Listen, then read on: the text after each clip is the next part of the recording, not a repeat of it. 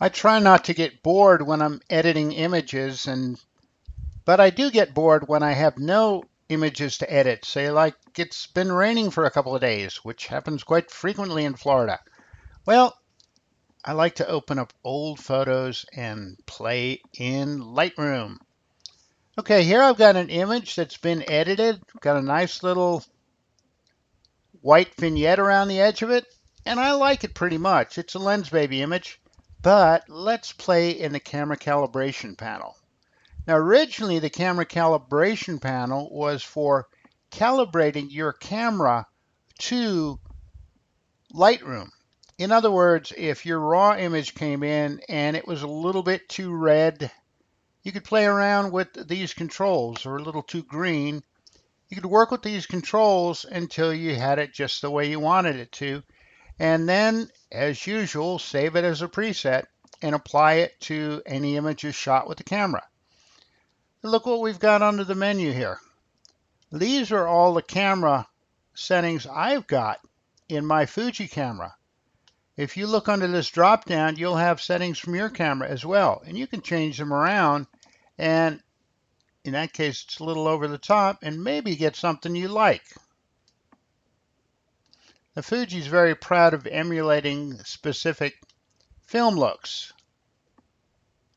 So what I suggest you do, if you bring an image in, before you do any editing, if you want to see what the different profiles will do that first, because you're going to lose some detail in certain areas and you may blow some stuff out. Choose a preset first, then do your editing. I'm going to go back to Adobe Standard. But look what happens if I creatively play with these sliders.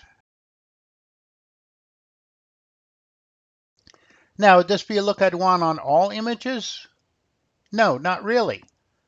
Would I want to go through all this work every time I wanted to emulate this look? Again, not really. So I'm going to create a preset.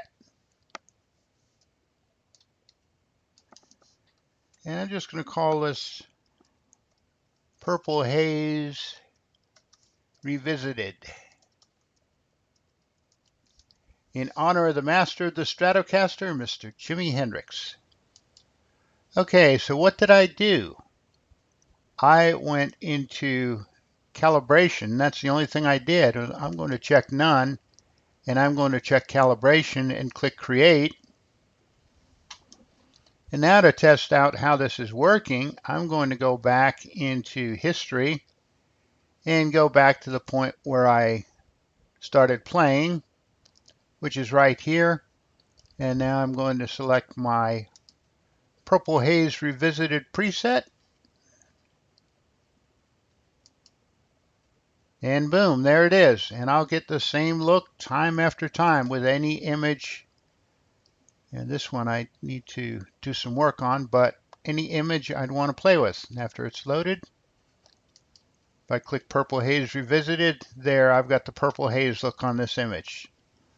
So there you have it. Creating something unique by playing around in the camera calibration panel.